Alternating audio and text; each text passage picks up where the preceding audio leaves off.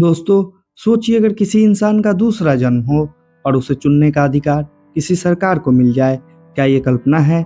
नहीं, ये आज की हकीकत है और इसके केंद्र में है दलाई लामा। भारत और चीन के बीच तनाव का नया कारण धर्म, आस्था और राजनीति की जटिल लड़ाई है। दलाई लामा का अगला जन्म ये कोई साधारण विवाद नहीं है।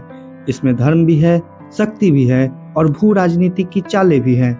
आइए हम जानते हैं उस रहस्य को जो हिमालय की वादियों से शुरू होता है और बीजिंग के सिंहासन तक पहुंच जाता है। दलाई लामा सिर्फ एक धार्मिक नेता नहीं है, बल्कि तिब्बत के लोगों के लिए जीवित बुद्ध हैं।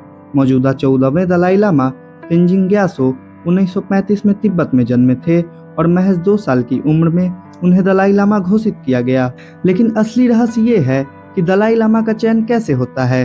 उनकी मृत्यु के बाद बौद्ध भिक्षुक संकेतों के माध्यम से खोज करते हैं। सपनों, प्राचीन चिन्हों, पवित्र झीलों और रहस्यमयी घटना के आधार पर अगला पुनर्जन्म कौन है यह तय किया जाता है। यह परंपरा सदियों पुरानी है और इसमें किसी सरकार का कोई हस्तक्षेप नहीं होता है, या कह ले अब तक नहीं होता था। चीन, जिसने 1950 के दशक में तिब्बत पर कब्जा कर लिया, तब से तिब्बती बौद्धों के धर्म और पहचान को नियंत्रित करने की कोशिश कर रहा है। 2007 में चीन ने एक अजीब कानून लागू किया, state religious affair bureau order number 5, जिसमें साफ साफ कहा गया कि किसी भी पुनर्जन्म को तभी मान्यता मिलेगी जब उसे चीनी सरकार की अनुमति होगी। मतलब चीन तय करेगा कि अगला दलाई लामा कौन होगा। सोचिए, एक कम्युनिस्ट सरकार एक बौद्ध गुरु के पुनर्जन्म को मंजूरी देगी। दलाई लामा ने साफ कह दिया है, अगर चीन ने मेरा पुनर्जन्म घोषित किया तो वो नकली होगा। उन्होंने यह भी कहा है कि वो भारत में पुनर्जन्म ले सकते हैं या फिर अपनी पुनर्जन्म की परंपरा को खत्म भी कर सकते हैं।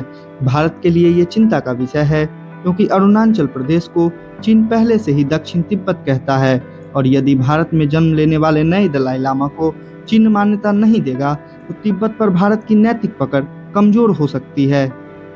दलाई लामा आज भी भारत के धर्मशाला में रहते हैं और भारत ने हमेशा उनको शरण दी है, लेकिन आने वाला समय चुनौतीपूर्ण है। अगर चीन अपना सरकारी दलाई लामा बनाता है तो पूरी दुनिया उसे मान्यता नहीं देगी। दुनिया 2 हिस्सों में बंट सकती है। एक तरफ होगा चीन समर्थित नकली गुरु और दूसरी तरफ होगा भारत समर्थित आध्यात्मिक परंपरा का असली उत्तराधिकारी। यह सिर्फ धार्मिक मुद्दा नहीं है, ये भारत और चीन के बीच सॉफ्ट पावर की लड़ाई है, और इस लड़ाई में हथियार हैं संस्कृति, जन भावना और पुनर्जन्म का अधिकार। दोस्तों, अब देखना यह है कि अगला दलाई लामा कौन तय करेगा, आस्था या सरकार।